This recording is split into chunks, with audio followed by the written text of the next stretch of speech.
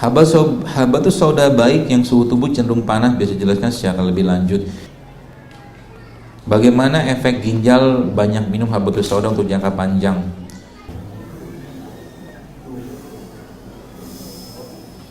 Infus water benarkah bermanfaat? Bagaimana caranya menjadwal minum infus water antara yang buah, rempah, sama air nabis? Takaran herbal daun-daunan apakah boleh sesuai perkiraan? Mana yang bagus, bawang bombay atau serai? Apakah orang penderita diabetes kurma boleh dikonsumsi?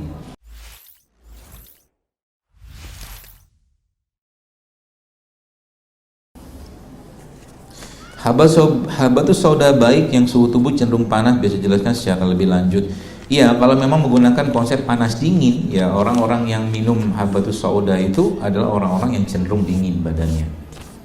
Tapi saya memahami dengan konsep yang lain, which is sebenarnya kalau tubuh kita seimbang secara homeostatisnya, itu ya makan apa aja, aman dalam jumlah yang tidak banyak. Jadi misalkan badannya cenderung dingin, cenderung panas gitu kan, ya nggak apa-apa, makannya sedikit. Ya, kecuali memang sensitif banget. Ya. Bagaimana efek ginjal banyak minum habatus sauda untuk jangka panjang? Banyaknya ini harus diperjelas karena memang secara risetnya habatus sauda udah banyak risetnya. Dan setahu saya sih ya, produk-produk yang Allah ciptakan ini relatif cenderung aman asal tidak berlebihan. Setahu saya sih. Artinya kayak minum kunyit gitu kan, kunyit. Ya kalau minumnya secukupnya dan diubah-ubah, jangan hari ini minum, tidak ada masalah sebenarnya. Asal jangan berlebihan. Taunya berlebihan dari mana? Kita tahu kok minum kunyit sekali minum juga 300 gram seperempat tuh banyak. Selama ini kita minum kunyit berarti seruas, luas gitu. Udah ada feeling takaran pakai iman. Madu bikin gula darah naik. Iya kalau minumnya setengah liter. Minum 1 sendok itu kan insya Allah aman-aman aja lah. Dengan catatan madunya benar. Ya, seperti itu. Jadi ke ginjalnya sesuatu yang berlebihan pasti bermasalah. Betul saja kemana? Makanya saya lebih cenderung sesuatu itu minumnya sedikit-sedikit aja. Hari ini misalkan ada minum jahe, besok kencur, besok kunyit, ganti-ganti aja, sedikit-sedikit. Olahraganya dikencengin, air putih dikencengin, insya Allah aman. Ya. Infus water benarkah bermanfaat? Kalau saya benar, karena saya punya dasarnya sih. Kalau ada yang menyatakan kemarin beberapa di TV katanya nggak bermanfaat, ya silakan aja. Lakum dinukum waliyadin. Ada masalah. Kenapa harus diperdebatkan? Buktinya banyak yang mendapatkan manfaat dari itu gitu. Kalau memang ngerasa nggak bermanfaat ya udah nggak apa-apa. Mau minum boleh, nggak minum boleh. Tapi yang jelas ada dicontohkan Nabi kan. Infus water itu kan Nabi contohkan pakai kurma kan, yang zaman dulu kita kenal dengan air nabis itu kan. Ini kan infus sebenarnya kan. Infus, ekstraksi kan, ekstraksi bahan. Setahu saya, karena saya bukan orang biologi, tapi yang saya pelajari dari beberapa guru-guru saya yang mereka memang ahli dalam bidang ini, katakan itu bahkan ketika bahan-bahan pada misalkan buah ini larut ke dalam air dan kita nggak kelihatan, maka sudah berubah partikelnya menjadi nano, kata beliau. Air kelapa tuh nano nggak? Ada. Pertanyaannya kenapa nano? Karena nggak kelihatan dengan kasat mata. Tapi di situ vitamin ada, nggak kelihatan.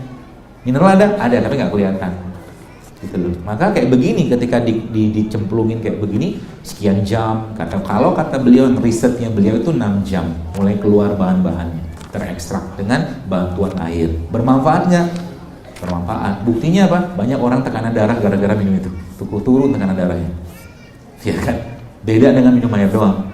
Bahkan hati-hati dengan Anda nginfus pakai kayu manis. Kayu manis itu menurunkan gula darah sangat-sangat cepat. Jadi kalau nginfus atau beberapa resep-resep yang Bapak Ibu dapatkan, yang saya pun kadang-kadang nggak tahu itu apa saya nulis apa bukan. Wah yang benar kan resep JSR segala macam. Sebagian wallahu alam kesohihannya wallahu alam. Ada juga tambahan-tambahan. Apalagi ada juga yang bikin akun buat jualan. Banyak, hati-hati aja.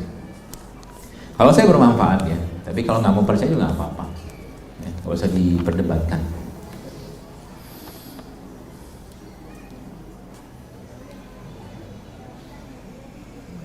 Bagaimana caranya menjadwal minum infus water antara yang buah, rempah, sama air nabis? Kalau saya pakai diselang-seling aja ya.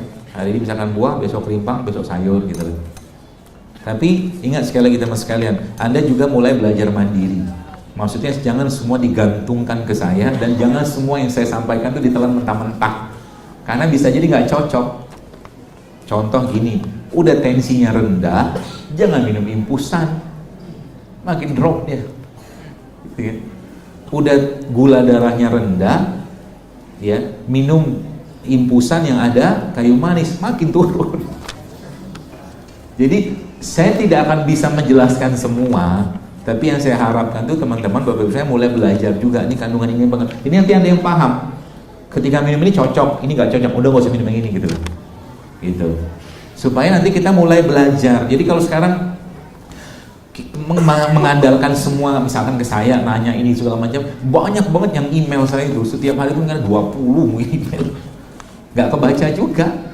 Lebih baik bertanya, misalkan kok setelah saya minum ini ya, kok saya geliengan ya, mungkin hipoglikemik, gula darahnya turun.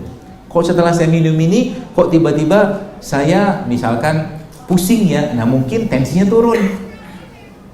Kita yang paham gitu kan, karena yang paling paham badan kita itu kita sendiri. Ya. Jadi kalau sudah mulai paham, maka kita ngerti itunya solusinya apa. Contoh, ini saya memberikan contoh supaya bapak ibu bisa mengambil hikmahnya. Kayak kemarin waktu di Makassar tuh sama panitia saya dikasih kue-kue Makassar dulu, yang manis-manis itu.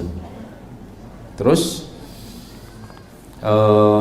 saya makan sedikit pakai sendok teh, saya cuil, twing, saya cuil. Tapi banyak juga cuilannya kan, gula gitu kan, tiba-tiba kok saya merasa pusing, agak kekeliengan gitu kan. Saya ngerti kalau udah kayak begini, badan saya begini, maka saya langsung bertanya ke mereka, ada yang jual sup nggak? Saya bilang di sini. Gitu. Kalau kita udah sering-sering ngomong sama badannya ngomong sama kita, dia ngerti butuhnya apa. Ada dok, dia bilang, nanti kita pergi, dia bilang, carilah ke suatu restoran yang jualan sup. Ya, kemudian saya ternyata supnya nggak ada, adanya kari, mie kari. Saya nggak makan mie-nya, tapi saya minta sama dia tolong bikinkan kari isinya sayur ini sama ayam kampung. Saya makan itu, habis makan itu badan saya fresh, keringetan, selesai, keluhannya hilang semua. Itu. Jadi kalau kita udah biasa dengan badan kita, ngerti kalau belum waktunya makan, jangan makan, gak usah makan, jangan maksain meskipun disajikan makanan. Jangan makan. Anda yang paham ya, kalau memang waktunya kita untuk makan, ya makan. Apapun Anda makan, kita makannya secukupnya. Itu ya. Takaran herbal daun-daunan apakah boleh sesuai perkiraan? Kalau mau detail sih baca, ada sih. Kalau mau detail ada itunya, apa bukunya, petunjuknya. Tapi kalau mau pakai takaran feeling boleh juga. Ya, takaran feeling. Bagaimana ibu-ibu kalau Anda masak di rumah? Coba saya tanya ibu, kalau Anda masak ditimbang nggak berapa bawangnya? Enggak. Tapi bapak-bapak yang makan enak nggak? Nah, enak aja. Catatannya jangan bikin kesal dia. Kalau dia kesal, meskipun gramannya bawang kunyitnya sesuai, tidak akan enak. Betul nggak? Oh iya. Maka karena makanan itu urusan dengan hati. Sebelum isinya masak, beliin berlian. Wih, masak enak banget. Enak banget. Habis itu nggak makan sebulan. Habis buat beli berlian. Mana yang bagus, bawang bombay atau serai? Dua-duanya bagus. Ya, bawang kan tinggi kalsium. Serai juga bagus. Makan aja dua-duanya. Atau dibikin bawang-bawangan kayak sambal matah gitu, tapi jangan pakai minyak goreng, minyak zaitun. Diaduk. Jadi sambal gitu kan disangrai lah sedikit gitu kan, tapi jangan panas-panas banget, pakai minyak kelapa ya. Kemudian nanti bawang-bawang tadi diiris kecil-kecil, lalu dicampur sama brown rice sama beras coklat, dimakan sama tempe. Sehat. Pengen? Bikinlah nanti di rumah ya. Apakah orang penderita diabetes kurma boleh dikonsumsi? Boleh, kalau saya sih boleh ya, asal jangan banyak, mungkin tidak sebanyak dosis orang biasa. Kalau ada sesuatu yang disampaikan oleh Rasulullah SAW dan di situ jelas hadisnya, maka kalau saya sih kita ngambil berkahnya. kurma memang mengandung gula yang tinggi. Ya, tapi kalau kita yakin bahwa ada keberkahan dari kurma ini, maka makan aja kurma, nggak apa-apa. Jangan banyak gitu aja. Kalau misalkan pagi-pagi makannya 7 ya, kan makan 1 cukup lah. 1, 2, 3 gitu kan, cukup. Dan minta berkah dari Allah dari makan kurma tadi.